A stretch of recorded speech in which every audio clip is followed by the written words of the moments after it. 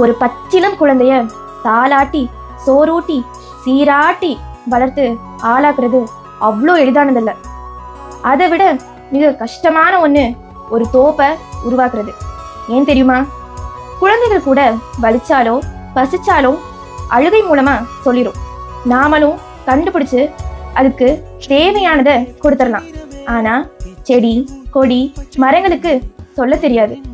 நாம தான் இரவு பகல் பனி மழை வெயில் இப்படி நேரம் காலம் பார்க்காம கவனிச்சு கவனிச்சு பார்த்துக்கிட்டா மட்டும்தான் ஒரு பெரிய தோப்பை உருவாக்க முடியும்.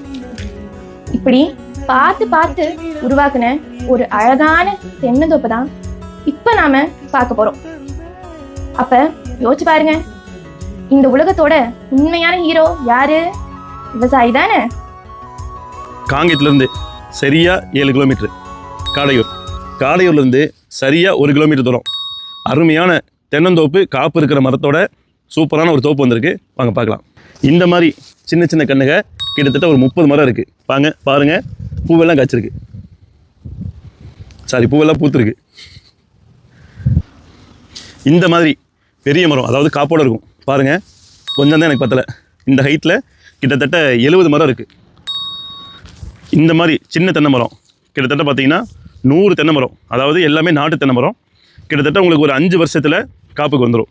அவ்வளோ தயாராக கிட்டத்தட்ட 100 மரம் ஆல்ரெடி விதைச்சி வளர்ந்துக்கிட்டே இருக்குது. கூடிய சீக்கிரம் நீங்கள் வாங்கிட்டீங்க அப்படின்னா உங்களுக்கு தான் இந்த தென்னை மரம். 2 பாத்ரூமோட 22க்கு 18 ஒரு ஓட்டு வீடு, அருமையான ஓட்டு வீடு இருக்குது போட்டிருக்காங்க. கீழே பார்த்தீங்கன்னா ஃபுல்லாக சிமெண்ட் தர போட்டிருக்காங்க. இந்த காட்டை வாங்குறவங்க தாராளமாக இங்கே தங்கி காட்டையும் பாதுகாத்துக்கலாம். வர்றவங்க ஒரு வார இறுதியிலையோ மாத இறுதியிலையோ வந்தாங்கன்னா சமைச்சு சாப்பிட்டுட்டு ரிலாக்ஸ் பண்ணிட்டு போகிறதுக்கு அருமையான தோப்பு. அதே மாதிரி 10க்கு 20 ஷீட் போட்ட ஒரு வீடு இருக்குது. இது தனி, அந்த ஓட்டு வீடு இல்லாமல் இது ஒரு வீடு தனியாக வச்சுருக்குறாங்க. இந்த மாதிரி நீங்களும் நாட்டு மாடுகள்லாம் வாங்கி வளர்த்து அது கூட குஞ்சு குழாய் விளையாடுறதுக்கெலாம் அருமையான தோப்பு. மாட்டுக்கு போடக்கூடிய தீவனம், அதுக்காக ஒரு ரூமு. இந்த தோப்பு முழுக்க தென்னை மரத்துக்கு தேவையான சொட்டு நீர் பாசனம் போட்டு வச்சுருக்காங்க. ஃபுல்லாக மெயின்டைன் பண்ணிகிட்ருக்காங்க. நம்ம ஊர் கடைகளில் 10 ரூபாய்க்கு கேட்டால் கூட கொத்தமல்லி தர மாட்டேங்கிறாங்க. இங்கே பாருங்கள், இது ஃபுல்லாகவே கொத்தமல்லி தோட்டம்.